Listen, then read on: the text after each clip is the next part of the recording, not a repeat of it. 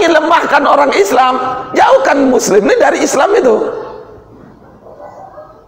Kenapa? Karena Islam itu mengutip kata Sayyidina Umar bin Khattab radhiyallahu an, innana qaumun, sungguhnya kita ini kaum u'izunallah bil Islam, yang Allah muliakan dengan Islam. Falan yabtaghi ghairal Islam, maka jangan mencari selain Islam. Kenapa? Kita ini mulia dengan Islam, kalau mencari selain Islam akan hina. Hari ini contohnya, ya, Indonesia ini negeri yang kaya raya Bapak Ibu, Masya Allah. 4% migas di Indonesia itu yang menguasai Chevron. Chevron itu milik pengurus masjid Jamiatul Zahidin. Bukan. Chevron kuasai 44%. Itu kenapa? Kamu kan Islam. Nanti kita bahas, Pak. Kalau Islam mutlak, ada namanya milkiyatul ammah, milik umum, haram dikuasai oleh individu. Al-muslimuna syuraka fis salat.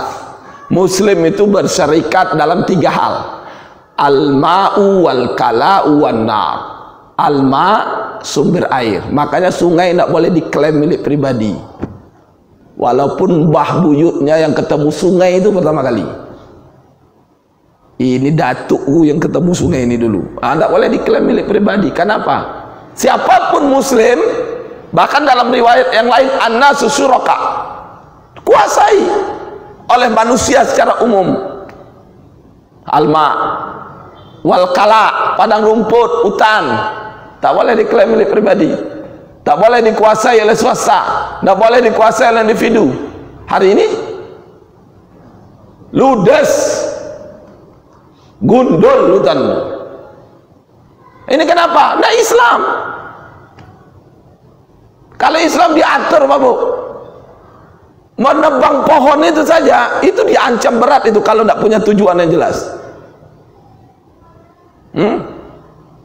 Man qata'a syajarah, siapa yang syajaratu sidrah, menebang sebatang pohon sidrah yang maknanya tak punya tujuan yang jelas, ingin menguasai sendiri, kata Rasul, ditenggelamkan kepalanya nanti di yaumil kiamah di dalam api neraka.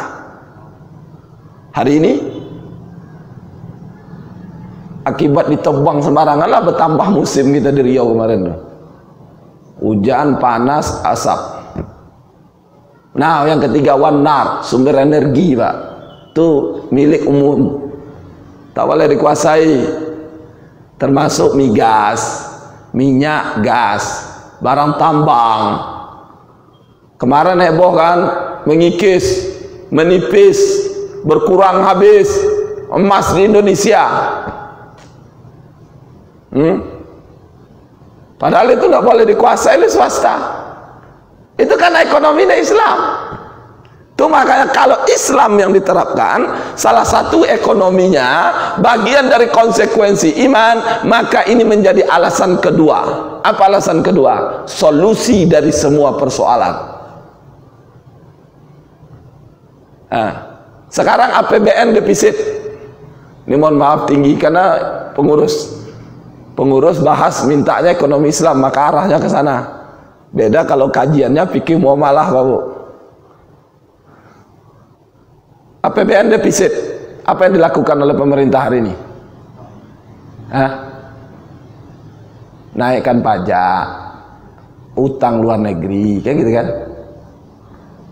Kalau sudah naikkan pajak, utang, masih defisit, besok buat rencana kenaikan pajak lagi. Makanya bapak-bapak yang hobi pakai sepeda kan diwacanakan pajak sepeda. Saya khawatirnya besok orang yang punya anak, nauzubillah, mohon maaf Bapak Ibu, siapa yang beranak kena pajak, itu yang bahaya ini. Itu solusi. Pajak, utang, pajak, utang, pajak, utang, pajak, utang, pajak, utang. Kayak zikir itulah. La ilaha illallah, la ilaha illallah, pajak, utang, pajak, utang, pajak, utang, itu aja. Seakan-akan tidak ada solusi lain. Padahal kalau ekonomi Islam diterapkan, ada solusi. Bukankah Allah di dalam surah ke-16, suratul Nahl, ayat ke-89. Wa nazzalna 'alaikal kitaba tibyanan likulli syai'in, dan telah kami turunkan Alkitab, Al-Quran, tibyanan, sebagai solusi, penjelas, likulli syai'in, semua masalah. Kalau ekonomi Islam diterapkan, maka ini jadi solusi masalah. Coba kita tengok satu kasus APBN defisit. Apakah pajak? Pajak Islam tidak kenal pajak, Pak. Bahkan dalam hadis yang lain Rasul itu tegas, la yadkhulul jannah sahibul maksi, tak masuk surga para pemungut cukai, pajak. Indonesia 87% APBN-nya dari pajak.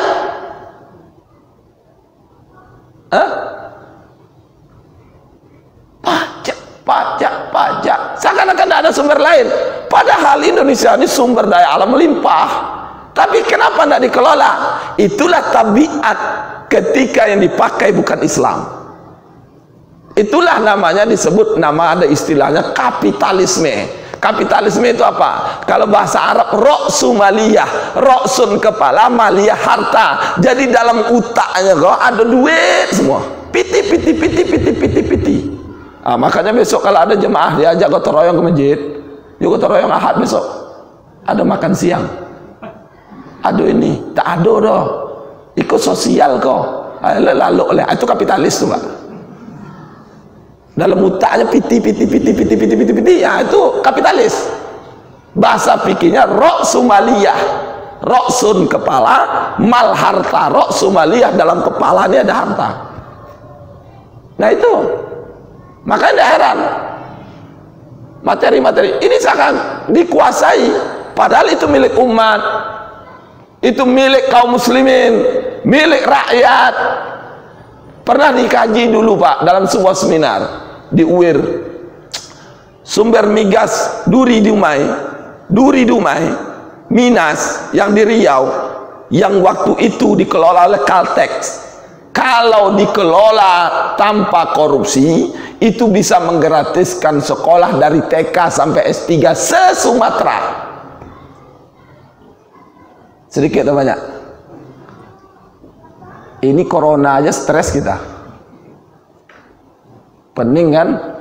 Menurun tingkat penerimaan siswa.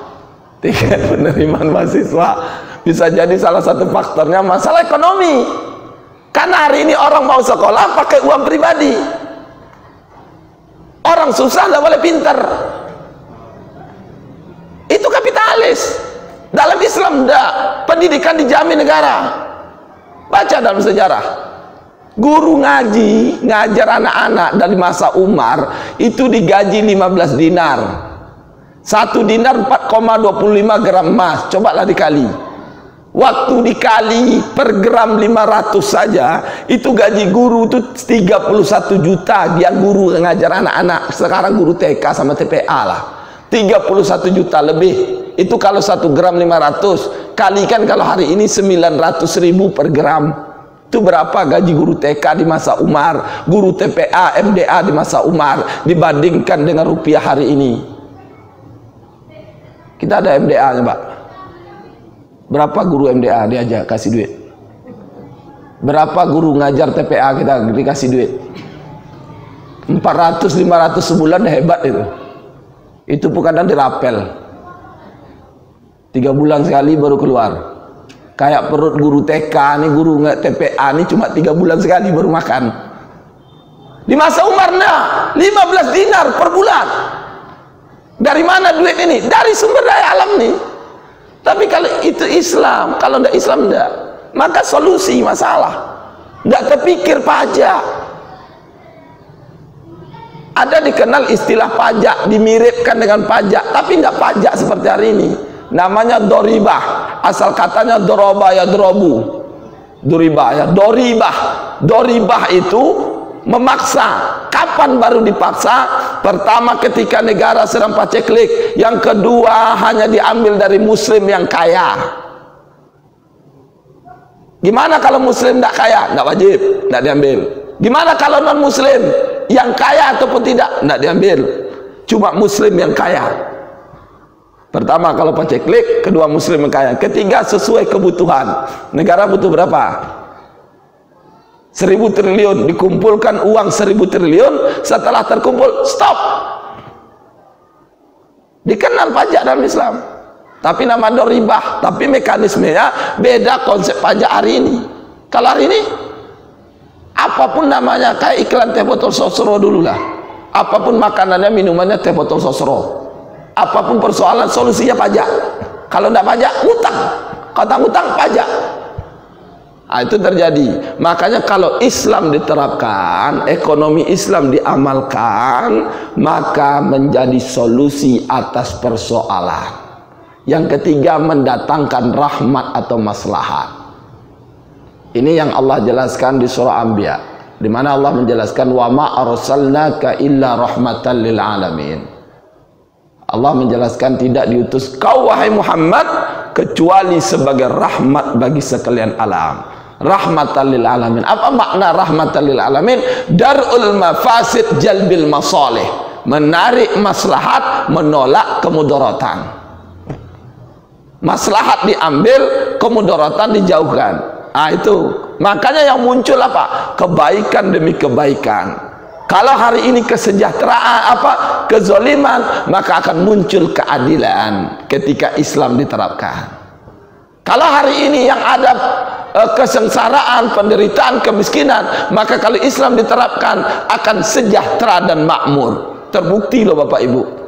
Baca di dalam kitab Tarikhul Khulafa Imam Asyuti. Itu di masa Sayyidina Umar bin Abdul Aziz, cucunya Umar bin Khattab radhiyallahu anhuma. Di mana ketika Sayyidina Umar bin Abdul Aziz jadi khalifah, ketika itu tak ada satupun orang yang berhak terima zakat. Kemiskinan 0%. Bahkan di Imam Asyuti tuliskan, saking sejahteranya ketika itu bisa hidup berdampingan antara domba dan serigala. Peternak domba tidak khawatir kalau dombanya diterkam oleh serigala. Hari ini jangan domba diternak segala, musang domba, musang berbulu domba. Ah, ini yang terjadi hari ini Bapak Ibu. Kezaliman demi kezaliman terjadi, ketidakadilan terjadi, kesengsaraan terjadi. Seakan-akan negeri ini dijauhkan oleh Allah dari keberkahan, seakan-akan keberkahan itu dicabut dari negeri ini.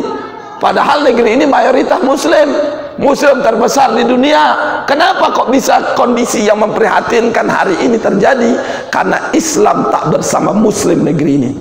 Salah satunya dalam konteks ekonomi, bukan ekonomi Islam yang diterapkan, maka muncul masalah.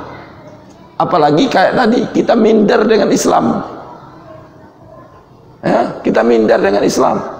Yang dari barat itu boleh diambil Pak. Makanya ilmu itu sama-sama wajib dipelajari. Yang mana dari barat itu boleh diambil. Nah, kaji bicara ilmu. Ilmu itu ada dua, ada sakofah, ada sains. Dari barat itu yang diambil yang mana? Sains.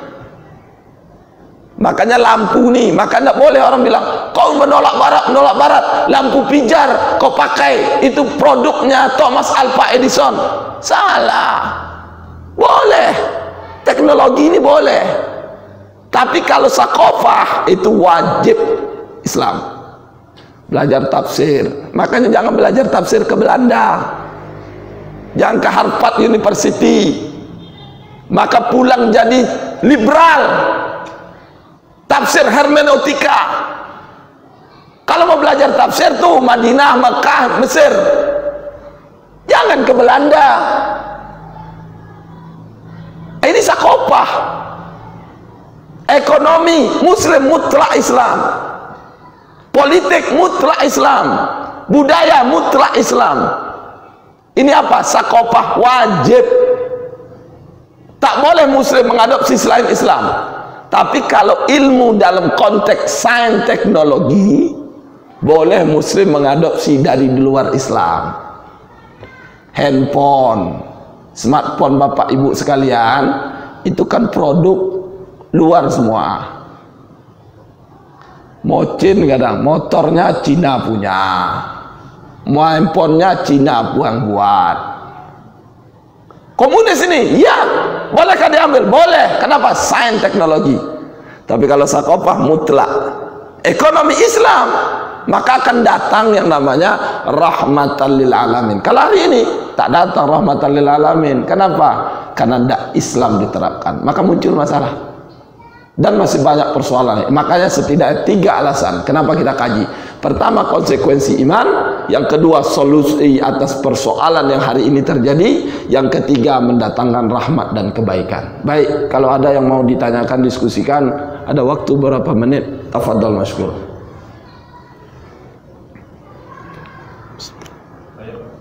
Ya Pak, lanjut Pak. Seperti yang dibilang Bapak tadi, peranan ulama bagaimana? Tidak ulama itu punya peranan yang besar ya. Iya. Masalah ini peranan ulama itu bagaimana? Ya, peranan ulama penting, tapi ulama itu cuma menghimbau. Maka yang paling penting lagi ulama dan umaro. Jadi ulama itu mengeluarkan fatwa, umaro itu yang eksekusi. Ini salah satu juga menjadi poin penting. Kenapa ekonomi Islam di negeri ini, khususnya di negeri-negeri Muslim lainnya, itu berjalan tertatih-tatih. Kayak anak-anak baru belajar berjalan. Kenapa? Karena dia disupport oleh sistem.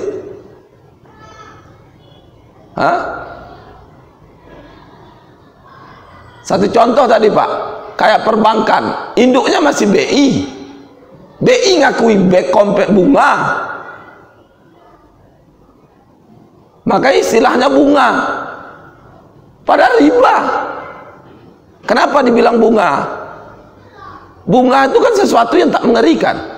Indah ditengok mata. Makanya bunga. Interest bahasa Inggrisnya. Ya kan? Diterjemahkan dalam bahasa kita bunga. Bunga itu indah. Ada yang tak mau bunga? Nah, ada orang. Rata-rata orang suka bunga, apalagi ibu-ibu. Apalagi saat corona nih. Bapak-bapak pun memfasilitasi mendukung mak-mak nanam bunga di rumah karena bapak jarang keluar, stay at home. Nah itu cuma itu ya, ini panduannya masih induknya masih BI Pak. Makanya ulama ini tidak bisa apa-apa kecuali mengeluarkan fatwa, ngajak, ngimbau, mencerahkan, menyampaikan apa adanya gitu. Yang mengeksekusi siapa? Penguasa.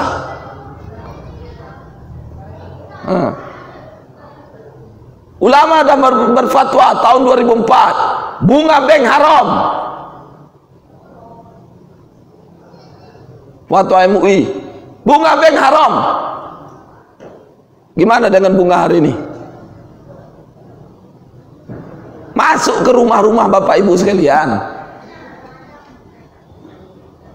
Lewat kredit rumah, lewat kredit mobil, lewat kredit motor, lewat kredit handphone, bahkan lewat resepsi perkawinan. Kok ada Ustaz lewat resepsi perkawinan? Iya, ada kasus yang kita jumpai Pak. Ada orang mau menikah, melamar seorang anak gadis, minta antarannya besar. Si laki-laki tak mampu. Kebetulan si laki-laki ini baru lulus PNS. Disekolahkan SK-nya untuk resepsi perkawinan. Ah, itu ketemu bunga di sana. Terjadi, Pak. Terjadi. Udah jauh hari difatwakan. Terlepas kita tidak membahas bank syariah atau udah murni syariah atau tidak. Ulama udah fatwakan konvensional itu ribawi, haram. Tapi apa yang terjadi? Jalan terus. Bahkan mohon maaf kita katakan, negeri kita ini pelaku riba terbesar. Ngutang tadi kemana? World Bank, IMF, Singapura, Cina. Yang mau ngasih utang lah. Nggak ada makan siang gratis. Ada syarat semua. Salah satunya apa? Ada kelebihan dari hutang. Nah, ulama sampai di situ perannya, Pak. Ya, tidak ada, tidak bisa berbuat lebih. Makanya kepada umat dijelaskan apa adanya. Ya, ulama harus terdepan menyampaikan hak itu hak, batil itu batil. Karena ulama itu warasatul anbiya. Tidak perlu khawatir, apalagi bicara hidup mati. Ustadz, jangan nyampaikan kara-kara Ustadz, nanti bahaya, resikonya ngeri Ustadz. Resiko tertinggi itu apa, Pak? Mati kan? Penjara belum, Bu? Mati. Orang tinggal di hutan hidup atau enggak? Bakalan hidup selamanya atau akan mati? Mati. Ada orang cuma berdagang, mati. Yang tak sholat, mati. Yang nyampaikan kebenaran, mati. Kenapa? Mati tidak ada hubungan dengan itu ini. Mutlak hak prerogatifnya Allah. Maka harus sampaikan apa adanya. Oh, ternyata ada mudarat, itu konsekuensi. Sama dengan Bapak Ibu makan nasi, konsekuensinya apa? Kenyang. Kalau tidak kenyang ada masalah. Sampaikan kebaikan, umat paham,